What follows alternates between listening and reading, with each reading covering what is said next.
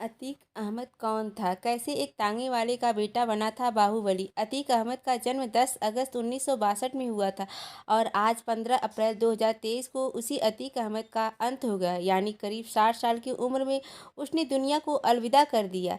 अतीक अहमद का परिवार भी बेहद गरीब था। कभी साल 1979 का दौर था। उस समय इलाहाबाद के चकिया मोहल्ले में फिरोज अहमद के नाम से एक शख्स हुआ करते थे।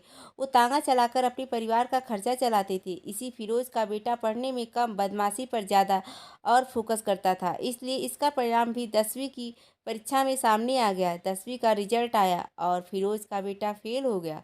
अब वो इस परीक्षा में तो फेल हो गया, लेकिन जल्द ही अमीर और बाहुबली बनने का सपने देखने लगा। उम्र भले ही उसकी 17 साल थी, यानी वो अभी बालिग भी नहीं हुआ था। वोट भले नहीं दे सकता था, लेकिन जान लेने की नीयत बन गई थी।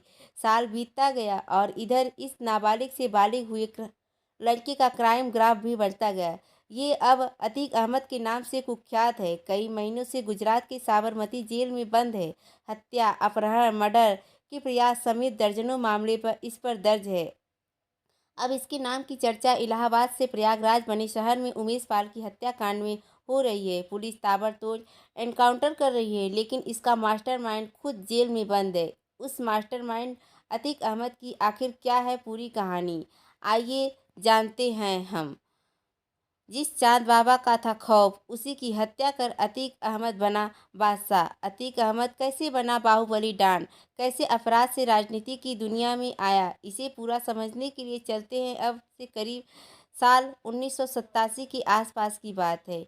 इलाहाबाद शहर में चांद बाबा का दौर था। उसके नाम से लोगों के मन में खौफ पैदा हो जाता था। क्या नेता और क्या कारोबारी, सभी चांद बाबा के नाम से ही खौफ खाते थे। आलम ये था कि पुलिस और नेता इस चाँद बाबा को मारना तो चाहते थे, लेकिन हिम्मत किसी में नहीं थी। अब 2 साल का वक्त गुजरा और अतीक अहमद का दबदबा बढ़ने लगा, लेकिन कोई बड़ी पहचान नहीं थी। अब पहचान बड़ी करनी थी तो धमाका भी बड़ा होना चाहिए था। सो अतीक ने वही किया। इलाहाबाद के सबसे बड़े डॉन यानी बाहुबली का पता लगाया। तब पता चला कि 1989 में चाँद बाबा का बड़ा नाम है। फिर उसी चाँद बाबा की अतीक अहमद ने सनसनीखेज तरीके से हत्या कर डाली।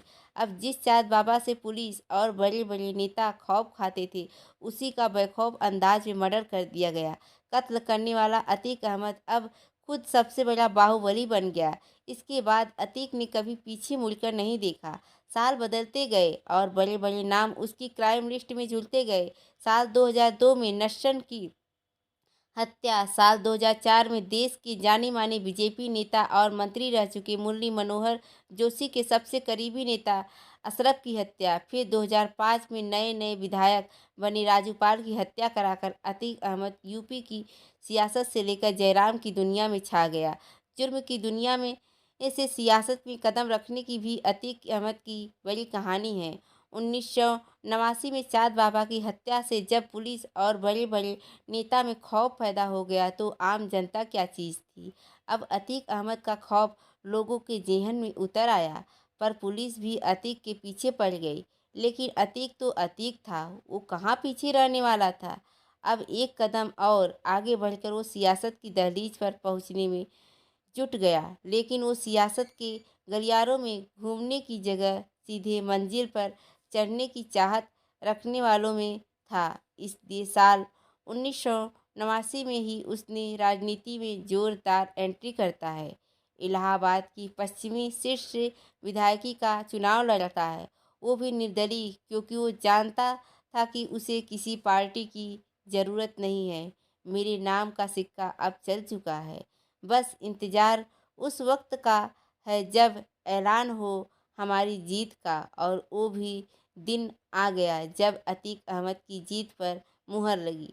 बाकायदा चुनाव अधिकारी ने ऐलान किया, अतीक अहमद भारी अंतर से चुनाव जीते। फिर जिले के डीएम ने शपथ दिलाई। अब कल तक गैंगस्टर मर्डर केस में पुलिस के लिए नाक में दम करने वाला अतीक अब विधायक बन चुका था।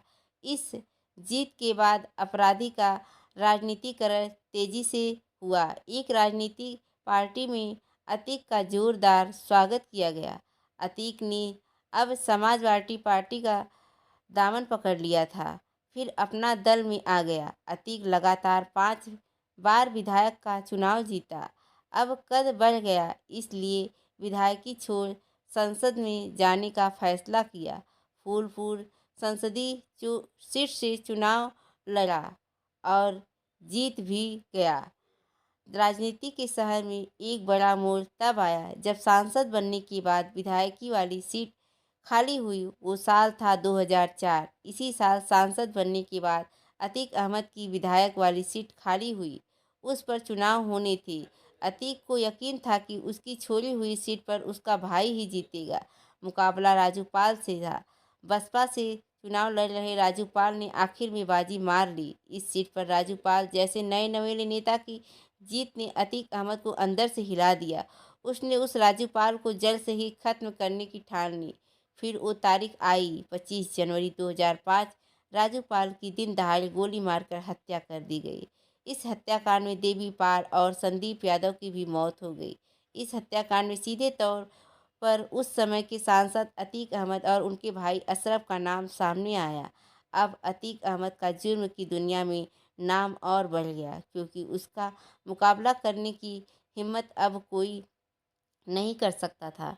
यहाँ तक कि जज भी हिम्मत नहीं जुटा पा रहे थे। वो वाकया है साल 2012 का। उस समय का तक अतीक अहमद जेल में बंद था। चुनाव लड़ने के लिए उसने इलाहाबाद के हाई कोर्ट में जमानत के लिए अर्जी दी, लेकिन उसका खौफ ऐसा था कि हाई कोर्ट के 1 या 2 नहीं बल्कि कुल 10 जज फैसला लेने से ही डर गए। इन 10 जजों ने केस की सुनवाई से ही खुद को अलग कर लिया। अब आगे भी कुछ कम खौफ नहीं था। 11वें जज ने सुनवाई तो की, लेकिन फैसला अतीक अहमद के पक्ष में ही था। यानी अतीक अहमद को जमानत मिल गई। अब जेल से बाहर आकर अतीक अहमद ने चुनाव तो लड़ा, लेकिन उसका दबदबा अब पहले जैसा नहीं था। वो चुनाव हार गया और हराने वाला कोई और नहीं, वही राजू पाल की पत्नी पूजा पाल थी, जिसकी 2005 में हत्या कराने के जुर्म में अतीक अहमद जेल में बंद था। इसके बाद 2014 के लोकसभा चुनाव में फिर से अतीक अहमद ने चुनाव लड़ा, लेकिन इस बार भी इलाहाबाद से नहीं बल्कि श्रावस्ती से। पार्टी थी समाजवादी पार्टी, लेकिन हार का ही सामना करना पड़ा। उस समय बीजेपी के नेता ददन मिश्रा ने चुनाव जीत लिया था। इस तरह बाहुबली अतीक अहमद का कद लगातार गिरता गया, लेकिन एक बार फिर से अतीक अहमद यूपी की सियासत और अपराध की दोनों की दुनिया में चर्चा में आ गया था। लेकिन आज 15 अप्रैल को अतीक का अंत हो गया। तो दोस्तों, ये वीडियो कैसी लगी? अगर अच्छी लगी हो तो कमेंट ज़रूर कीजिए और इस चैनल पर नए हो तो इस चैनल को सब्सक्राइब अवश्य कीजिए।